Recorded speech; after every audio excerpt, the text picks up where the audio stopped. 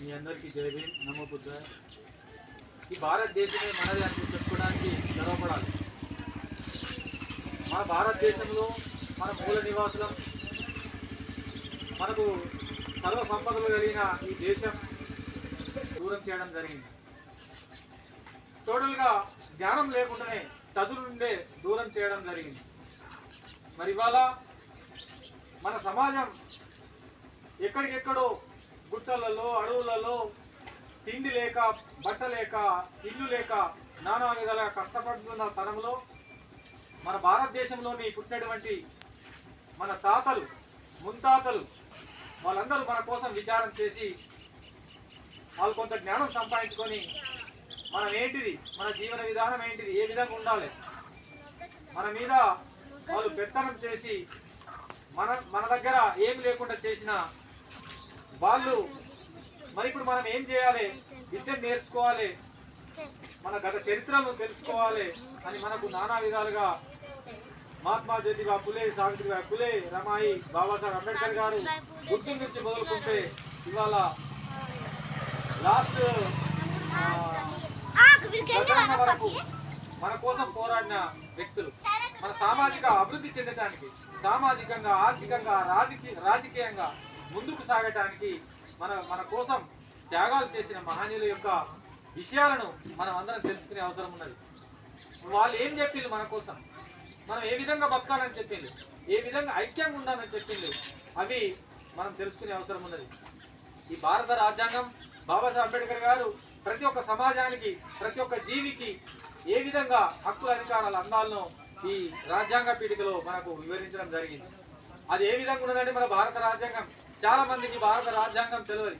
75 సంవత్సరాలు పూర్తి అయినా మనకు భారత రాజ్యాంగం ఏంటిది, రాజ్యాంగంలోని విలువలు ఇంకా కూడా మనకు తెలియని పరిస్థితులు ఉన్నాయి. కాబట్టి ఈ భారత రాజ్యాంగం దినోత్సవాన్ని ఏర్పాటు చేసుకొని భారత రాజ్యాంగం యొక్క విలువలు ఏంటి, భారత రాజ్యాంగం మనకు ఉండాలన్నా అద్దా, ఉంటే మనం దాన్ని ఏ విధంగా కాపాడుకోవాలనే విషయాలు మన దగ్గరలోనే ఆలిగామ గ్రామంలో నిర్వహించడం జరుగుతున్నది.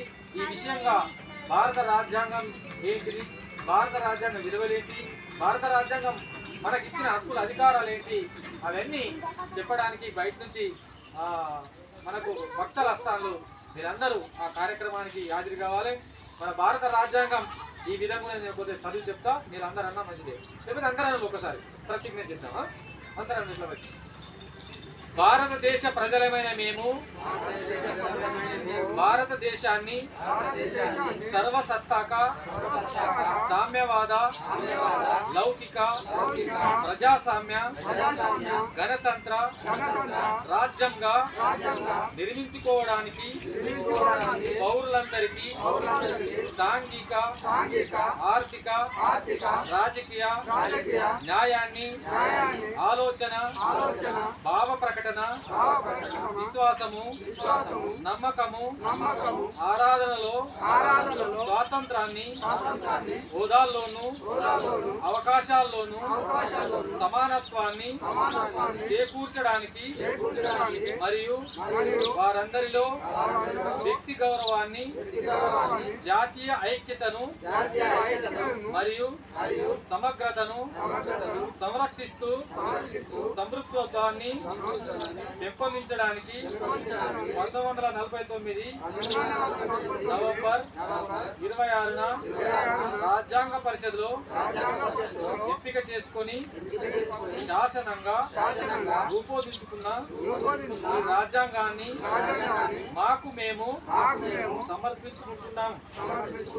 అంటే ఇన్ని హక్కుల అధికారాలు మనమే అందరం కూడి తయారు చేస్తున్నాం. కాబట్టి ఇది స్వేచ్ఛ, స్వతంత్రాలు, న్యాయము, బంధుత్వము అన్ని కూడా ఈ భారతదేశంలో ఉన్నాయి.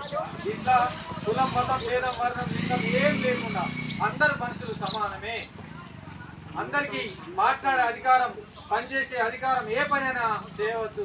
ఇవన్నీ కూడా ఈ రాజ్యాంగంలో ఉన్నాయి. కాబట్టి ఇటువంటి రాజ్యాంగం మనకు అవసరం ఉన్నది. అందరూ కూడా ఒక కుటుంబీయులుగా జీవించే అవసరం ఉన్నది. కాబట్టి మనమందరం ఈ కార్యక్రమానికి వచ్చి విజయవంతం చేయగలని కోరుతున్నాను.